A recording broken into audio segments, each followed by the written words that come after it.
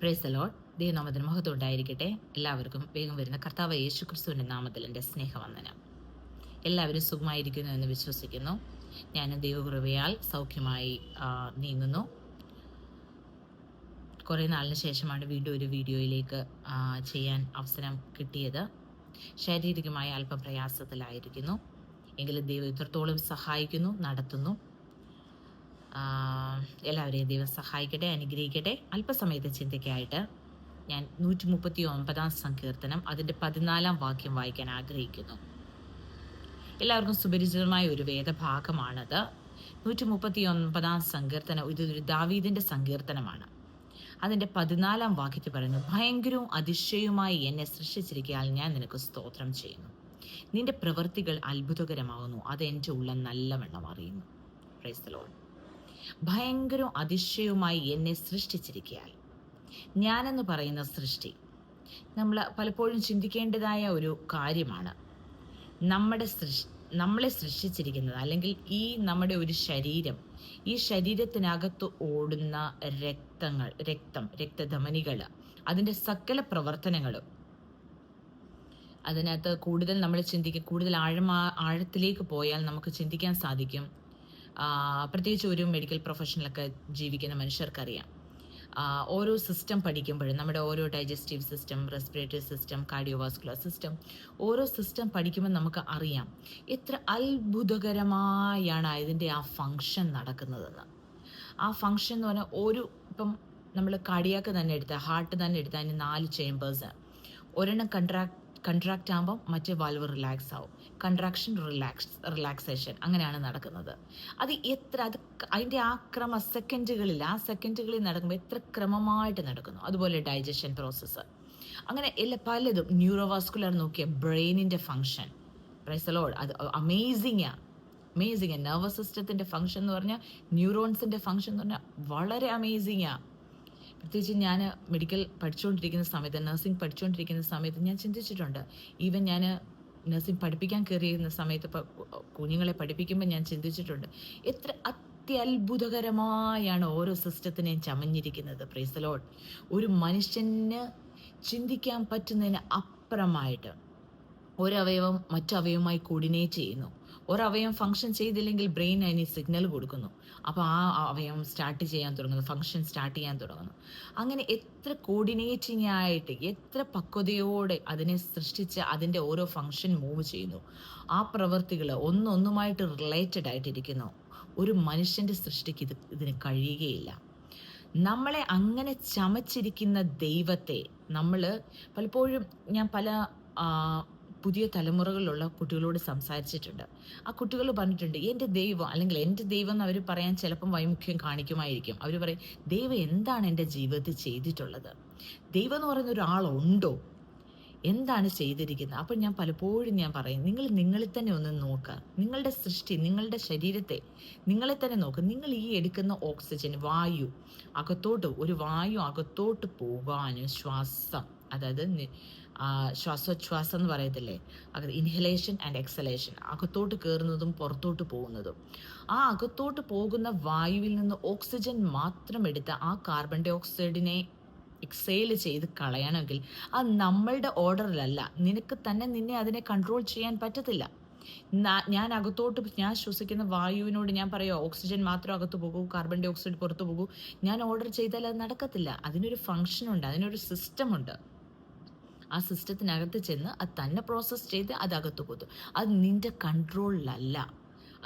കൺട്രോളിലല്ല പ്രിയമക്കളെ. അതിനൊരു സൃഷ്ടിതാവുണ്ട്. ആ സൃഷ്ടിതാവിൻ്റെ കൺട്രോളിലാണ് അത് ചലിക്കുന്നത്. ഞാൻ ആ ഭാഗങ്ങളിലേക്കല്ല ഞാൻ പോകാൻ ആഗ്രഹിക്കുന്നത്.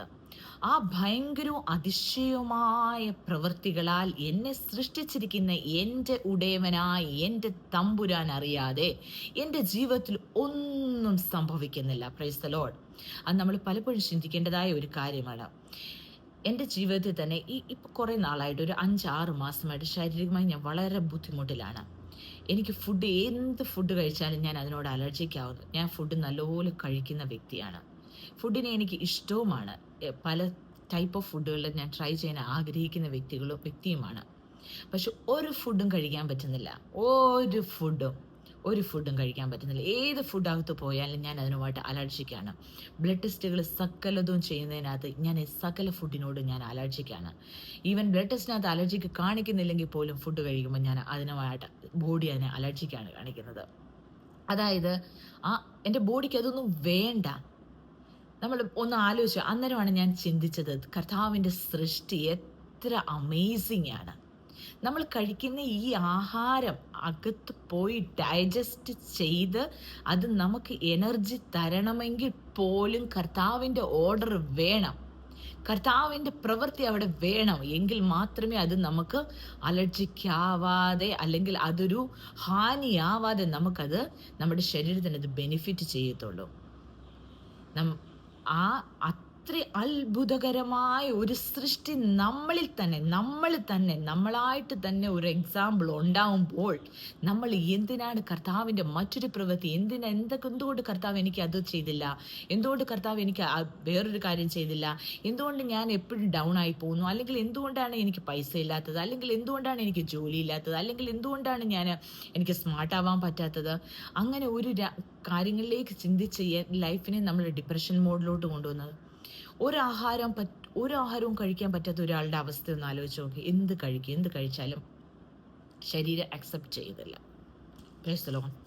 അപ്പൊ അങ്ങനെ ഭയങ്കര അതിശയമായി എന്നെ സൃഷ്ടിച്ചിരിക്കയാൽ, എൻ്റെ ഉടയവൻ എന്നെ സൃഷ്ടിച്ചിരിക്കയാൽ ഞാൻ നിനക്ക് സ്തോത്രം ചെയ്യുന്നു.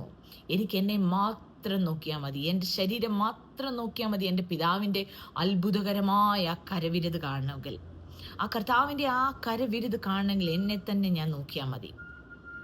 നിന്റെ പ്രവൃത്തികൾ അത്ഭുതകരമാകുന്നു. അത് എൻ്റെ ഉള്ളിൽ നല്ലവണ്ണം അറിയുന്നു, എൻ്റെ ഉള്ളിൽ നല്ലപോലെ അറിയാം.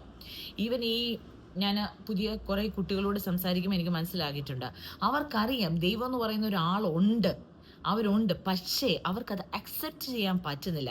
അവർക്ക് അക്സെപ്റ്റ് ചെയ്യാൻ പറ്റാത്തതിന് കാരണം അവരുടെ ഉള്ളം അത് അക്സെപ്റ്റ് ചെയ്യുന്നില്ല. അതിനാലാണ് അവർക്ക് അംഗീകരിക്കാൻ പറ്റാത്തത്.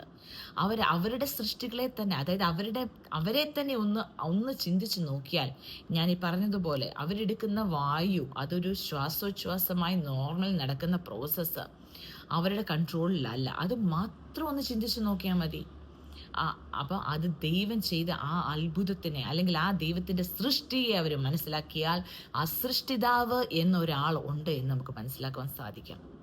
അതിൻ്റെ 1-ാം വാക്യത്തിലോട്ട്, 139-ാം സങ്കീർത്തനം അതിൻ്റെ 1-ാം വാക്യത്തിലോട്ട് പോകുമ്പോൾ നമുക്ക് കാണാം, യഹോവേ നീ എന്നെ ശോധന ചെയ്ത് അറിഞ്ഞിരിക്കുന്നു, ഞാൻ ഇരിക്കുന്നതും എഴുന്നേൽക്കുന്നതും നീ അറിയുന്നു, എൻ്റെ നിരൂപണം നീ ദൂരത്ത് നിന്ന് ഗ്രഹിക്കുന്നു. Price the Lord.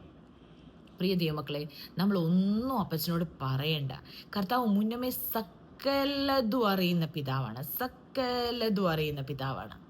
ആ അപ്പച്ചൻ എൻ്റെ നടപ്പും കിടപ്പും നീ ശോധന ചെയ്യുന്നു. ഞാൻ നടക്കുവാണോ, ഞാൻ കിടക്കുവാണോ, എൻ്റെ വഴികളൊക്കെ നിനക്ക് മനസ്സിലായിരിക്കുന്നു.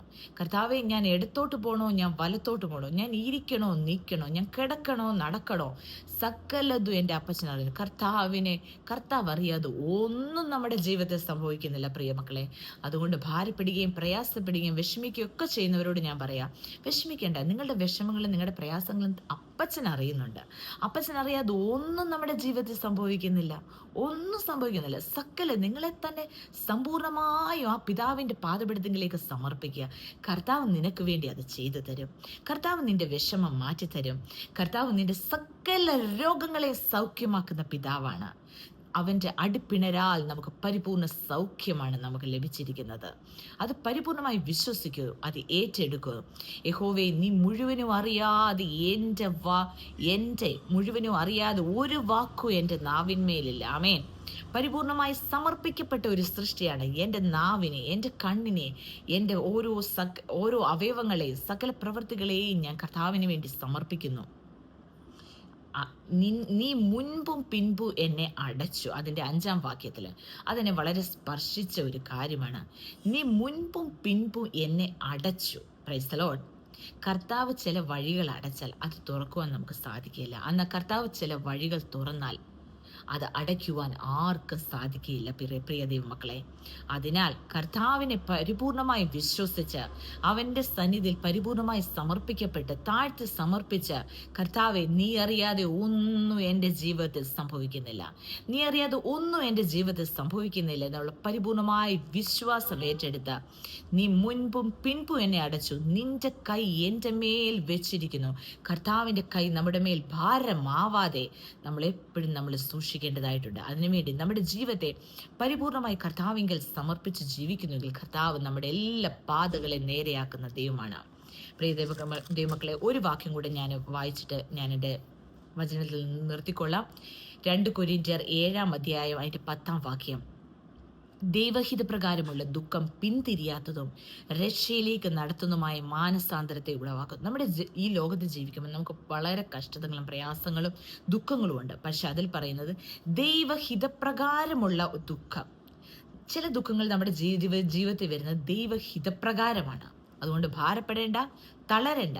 കഷ്ടങ്ങളും പ്രയാസങ്ങളും ദുഃഖങ്ങളും വരുമ്പോൾ, ദൈവമേ, ഇത് നിന്റെ ഹിതപ്രകാരമുള്ള ദുഃഖമാണോ എൻ്റെ ജീവിതത്തിൽ വരുന്നതെന്ന് ഒന്ന് ദൈവത്തിൽ സമർപ്പിക്കപ്പെട്ടൊന്ന് ആലോചന ദൈവത്തോട് ചോദിച്ചു നോക്കുക.